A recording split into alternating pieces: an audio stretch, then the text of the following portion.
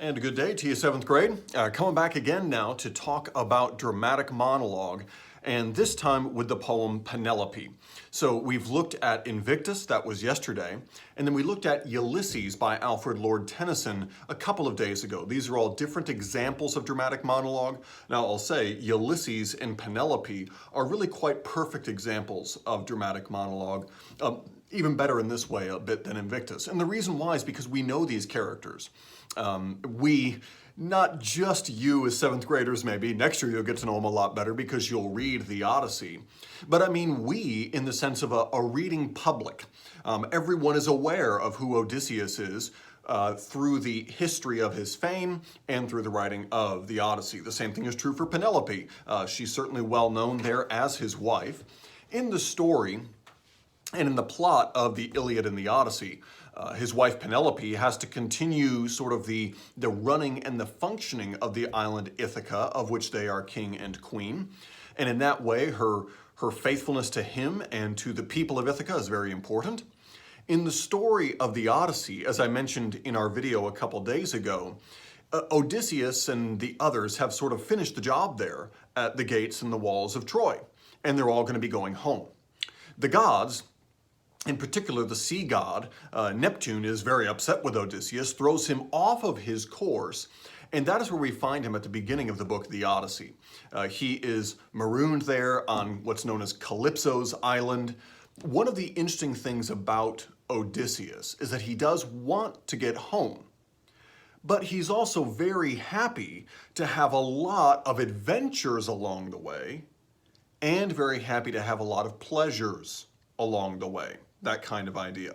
Sometimes those pleasures relate to having relationships that he shouldn't have. Sometimes those pleasures relate to just all kinds of food and wine and the rest at large banquets that are thrown by some of the kings and other peoples that he meets.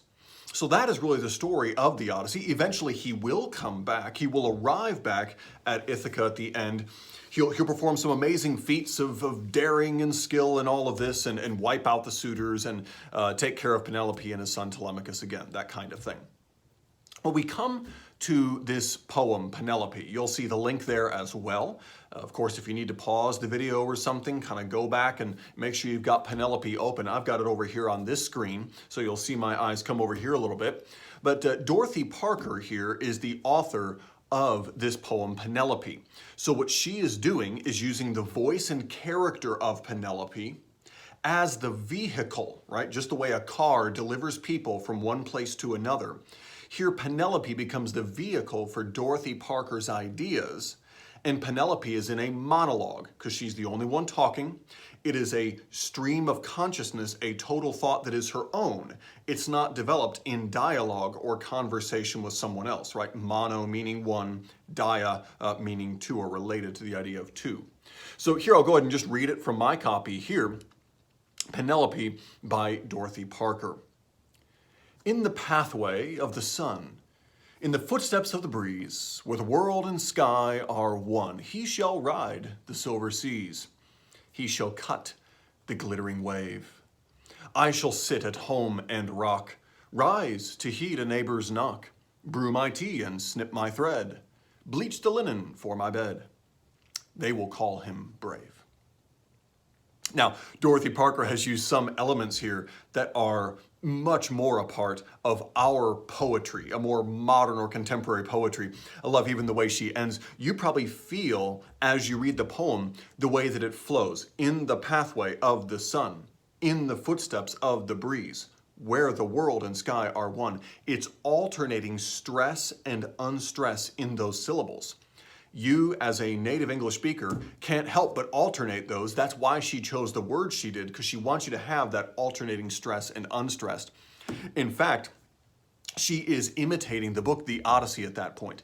The Odyssey is a massive, thick book, but it's actually one huge epic poem. An epic poem usually is not rhymed, but it does use proper meter.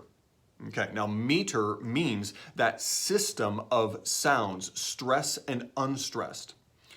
It is in fact called iambic hexameter, and iamb is where the sort of foot, as it's known, has only two, an unstressed and a stress, right? Something like that. in the pathway of the sun, in the footsteps of the breeze. That's what's going on in her writing there. Well, now at the very end, did you feel the way the last line was different? They will call him brave. She changed the flow of that last line to give the last line extra force. Because most of the poem actually is going on, talking about how grand this all is and how amazing and adventurous and so forth. And then there's a little bit of satire at the end. It's kind of tongue-in-cheek, right? It's a little bit of a wink and a nod, like they'll call him brave. He's the one who gets all this particular kind of fame. He's the one who gets these compliments. Everyone's talking about him. Now, what's interesting is this doesn't, many people would criticize the poem, many people did criticize the poem, because it doesn't completely imitate Penelope's character, actually. Throughout the story, Penelope does not somehow begrudge her husband his adventures, right? Maybe someone would say she should, okay? I mean, here we have Dorothy Parker. Evidently, Dorothy Parker thinks that she should, but Penelope doesn't actually do that. Penelope is an incredibly strong figure, holding off all these suitors, basically, waiting and waiting and waiting. At the beginning, actually, she famously is saying, when I have done weaving this tapestry on the loom, then I may need to select a suitor. Well, and at night, she unweaves it, and so the weaving just basically never stops, right? And she continues to drag it on out, believing and knowing that her husband is still out there somewhere. She's a strong female character in the Odyssey, but it says here, they will call him brave. So Dorothy Parker is essentially showing a way in which she thinks Penelope should have been maybe a little bit more frustrated that she does not get as much of the compliments and grandeur as well. Then again, she's probably right? She's probably right that, as the old saying goes, behind every good man stands an even better woman, or something like that. I could certainly say that about my wife. Often we do need more compliments, more words of praise given to someone like this, because it is true that no person goes on an amazing adventure without certain other people who support them. We could even say that maybe in other areas, right? Someone who is out on a battlefield or something like that has always that family back behind them supporting them. Well, she uses a lot of the words used here as well in this poem from the Odyssey.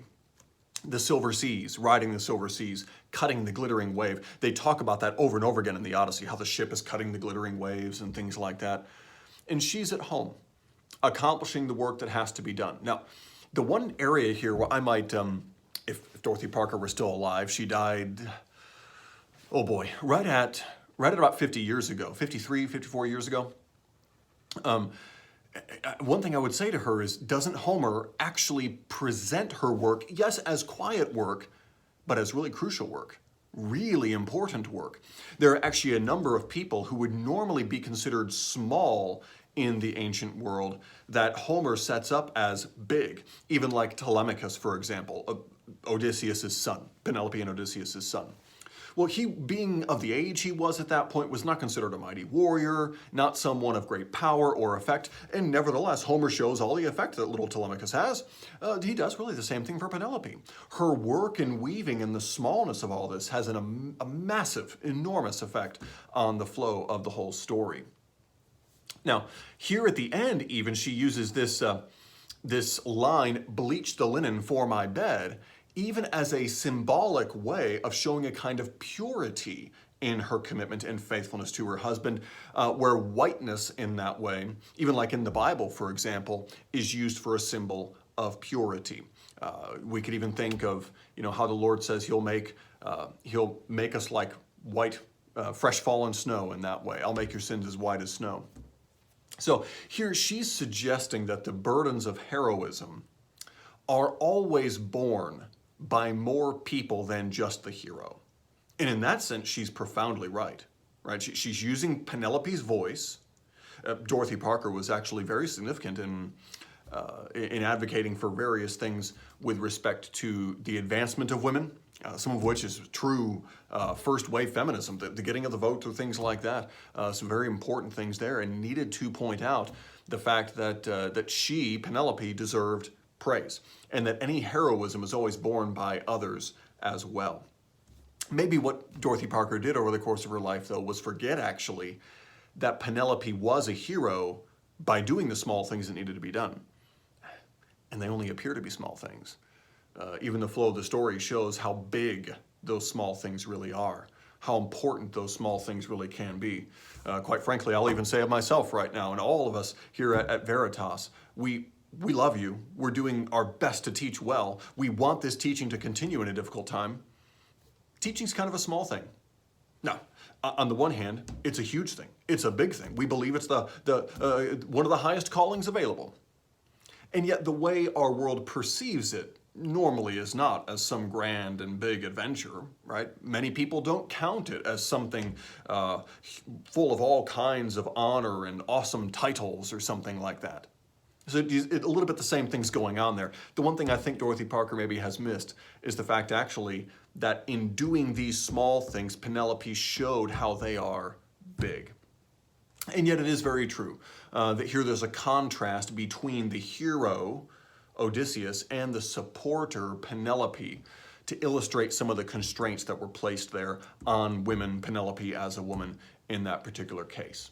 So a dramatic monologue, it's using the elements of drama, it's using things that we see in drama, and in particular Penelope's characterization, to communicate through a monologue, only one person speaking in an organized way what's on his or her mind. And it communicates the point in a special way through that person because he or she is that person, do you see? Because Penelope was this faithful woman in that story who accomplished big things by doing small things, she has a unique voice to be this, to carry this dramatic monologue. In a similar way then, as you're working on your Arthurian dramatic monologue, you want to consider how your character's voice can affect the message, okay? What would be unique about a message coming from Sir Lancelot, from Lady Guinevere, from Sir Bedivere, from Sir Gawain, right? Each of these people really is representing unique virtues and vices and stories in special ways. And whatever your message is, it will sound a little different coming from the mouth of Guinevere or Lancelot or Galahad, that kind of thing. So select well your message and select well the character's voice through whom you pour that message. Just the way here that this message was poured through the personality and character of Penelope, who was a mighty woman doing big things by paying attention to some of the small things while her adventurer was gone and away at the time. So be in touch with any other questions, always available through email, or we can even organize some other way to get together, or even just some of your comments perhaps on the bottom of this thread. You've all been doing that, and that's worked well also. So take care, and we'll all keep learning together.